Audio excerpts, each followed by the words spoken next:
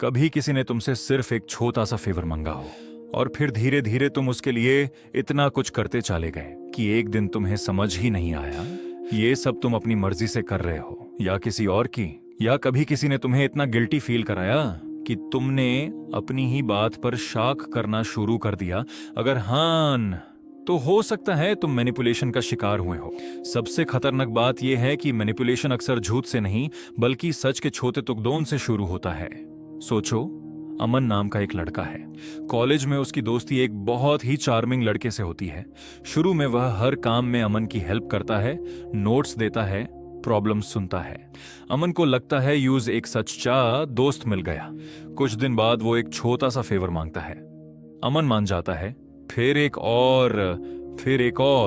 जब भी अमन मना करना चाहता, उसका दोस्त कहता, मैंने तेरे लिए इतना किया और तू इतना भी नहीं कर सकता। धीरे धीरे अमन गिल्ट की वजह से हर बार हाँ बोलने लगता है। उसकी काइंडनेस को कंट्रोल किया जा रहा था। हर इन्फ्लुएंस मैनिपुलेशन नहीं होता। अगर कोई फैक्ट्स दे और डिसीजन तुम पर छोड़ दे तो वो इन्फ्लुएंस है।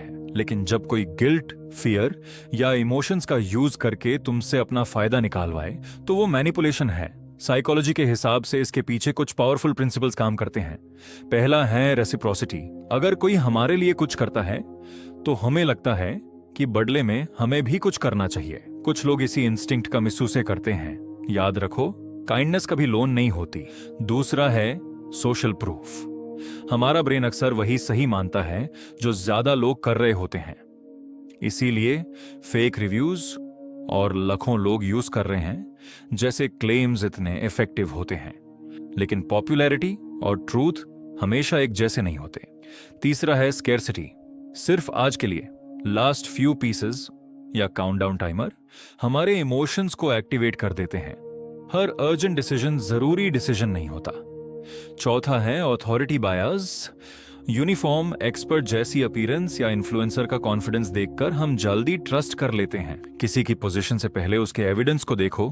पांचवा है इमोशनल मैनिपुलेशन। अगर तुम मुझसे प्यार करते हो तो ये करोगे, या सच्चे दोस्त मना नहीं करते, ये प्यार नहीं, इमोशनल प्रेशर हो सकता है। और सबसे डेंजरस टेक्निक है गैस लाइटिंग।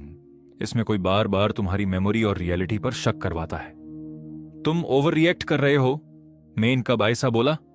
धीरे धीरे इंसान अपनी जजमेंट पर ही ट्रस्ट खोना शुरू कर देता है। फियर भी मैनिपुलेशन का पावरफुल टूल है। स्कैम कॉल्स और फेक मैसेजेस इसीलिए जल्दी डिसीजन लेने का प्रेशर बनाते हैं। जब कोई तुम्हें डराकर डिसीजन लेने को बोले, वही रुकने का सही वक्त होता है। तो बचना कैसे है? सबसे पहले, किसी भी इंपॉर्टेंट डिसीजन को तुरंत मत लो। टाइम मैनिपुलेशन का सबसे बड़ा दुश्मन है। दूसरा, जब गिल्ट या फियर बहुत ज्यादा हो तो इमोशन से बाहर आकर फैक्ट्स देखो। क्या सच में गलती मेरी है या मुझे सिर्फ ऐसा फील करवाया जा रहा है?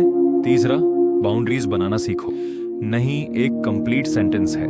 चौथा, किसी भी बड़े क्लेम के लिए एविडेंस मांगो। कॉन्फिडेंस और सच अलग चीजें हैं। और अगर किसी के साथ रहकर बार बार कंफ्यूजन, गिल्ट या एंजाइटी फील हो तो अपनी फीलिंग्स को इग्नोर मत करो। याद रखो, मेंटली स्ट्रांग होना मतलब कभी मैनिपुलेट ना होना नहीं है। असली स्ट्रेंथ ये है कि जब तुम्हें मैनिपुलेशन का एहसास हो तब तुम अपनी डायरेक्शन वापस ले सको, क्योंकि सबसे बड़ी फ्रीडम है अपने डिसीजंस खुद लेना।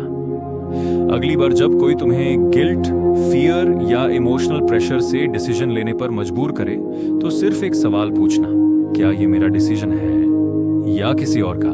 अगर तुम्हें साइकोलॉजी, ह्यूमन बिहेवियर और सेल्फ इंप्रूवमेंट जैसे टॉपिक्स पसंद है तो चैनल को सब्सक्राइब जरूर करना, क्योंकि जितना तुम ह्यूमन साइकोलॉजी को समझोगे उतना ही मुश्किल होगा किसी के लिए तुम्हारे माइंड से खेलना।